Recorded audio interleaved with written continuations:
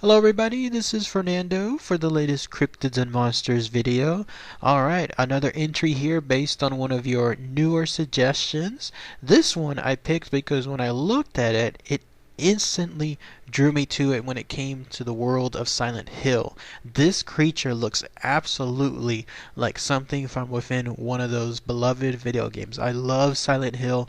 I love the monsters within them. So when I saw this creature and artists' interpretations of it, I could not help but think how wonderful it would match the world of Silent Hill. So I'm very, very happy to showcase this cryptid here. It is a very frightful creature, not just how it looks, but also because of the way it acts. So it is absolutely an ultimate apex predator there within the Alaskan ices or masses of ices. So has to do with a creature that's called, I hope I'm saying that correctly, the A-Mi-Kuk. I hope I'm saying that correctly, so please, someone please correct me below. But instantly when you're looking at it, is this not one of the coolest looking cryptids yet? I mean, this thing is so horrific, so frightening. One can just imagine it swimming within, let's say, the glaciers of Alaska and then coming across it. You know how horrifying such a sight will be. So here's all the information related to it. It is considered a legendary creature from Inuit mythology. So the Inuits are the indigenous people there in the Arctic areas, probably those around Greenland and other local areas too. So they have been there obviously for a very, very long time, and so has this mythology too. This is probably part of their culture to this very day. They described encounters with it, they describe tales associated with it. It's just something like on our end here with Bigfoot, it would probably be the same thing with them there.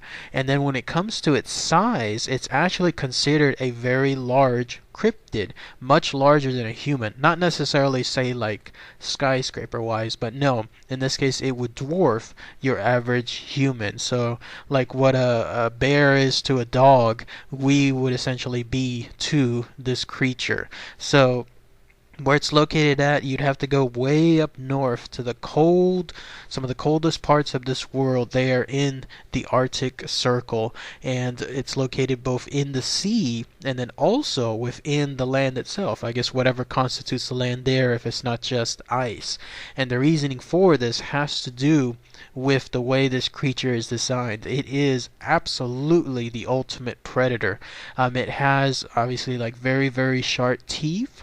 It has an elongated body, absolutely perfect for swimming within the rigid cold seas. It'll just swim on there as quickly as it would on land when it comes to walking. And the reason for that is because instead of having two arms, two legs, no, in this case it happens to have four arms, all of them with hands as well. And this allows it to do two things. One is be able to come across the land, the ice, go on top of it, and travel around it just as quickly as it would on the water.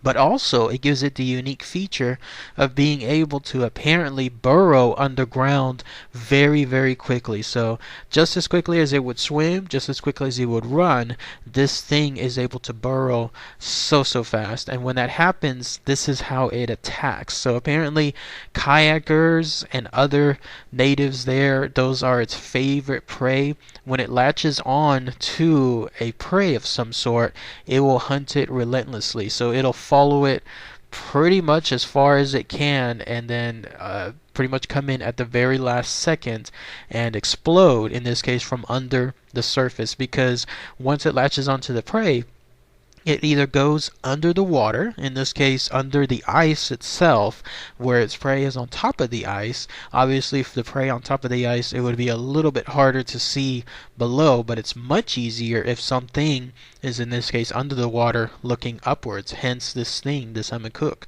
So it'll just basically follow it, wait for the opportune moment, and when that happens, it'll explode from the surface. So it'll basically draw out the entire ice and then latch on, grab whatever it was chasing, wrap its long tentacle-like arms with those hands on it, and then bring it down under, and that's it. I mean, by that point, that thing, whatever it was chasing, is absolutely gone. And if that doesn't scare you enough, there's the idea also that when it runs on the land, and it has to, then it'll just burrow and use its sharp talons, and then use again those hands located within all of its quote unquote arms to burrow as quickly as possible to try to catch its prey too. So crazy when it comes to this creature. Again, something that I could just easily visualize within the world of Silent Hill. Ironically enough, even though all this scary stuff is associated with this cryptid, there is some good news with it, because the locals there, those that again have been there for a long time, those indigenous people and those tribes, they consider it a good omen of sorts, a good sign if they see one of these A-Mi-Kuks, in this case, swimming around the lakes. And the reason for it is because when it's there, it seems to bring the sea with it. So I guess the idea is, if let's say the surrounding waters happen to be lower than usual, and maybe it may be harming, let's say, some of the wildlife, some of the plants, some of the harvesting, some of the crops, who knows, then when this thing shows up, the sea rises with it, and then in turn makes things plentiful.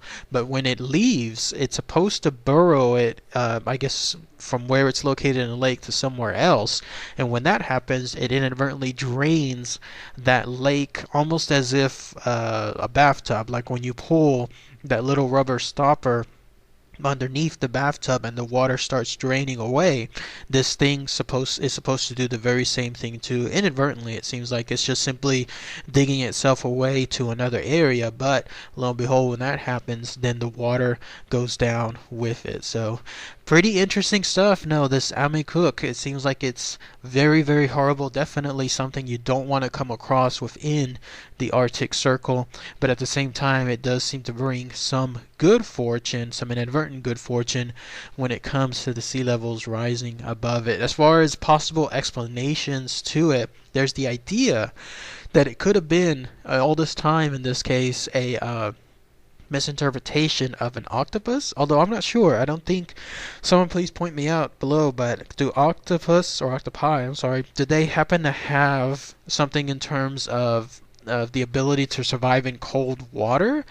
I don't know about that. Somebody please, you can find that information and post it below. That would be good to hear, but that's a stretch even then, because how would you be able to explain something like this being known to basically run on land just as quickly as it would swim underneath the waters?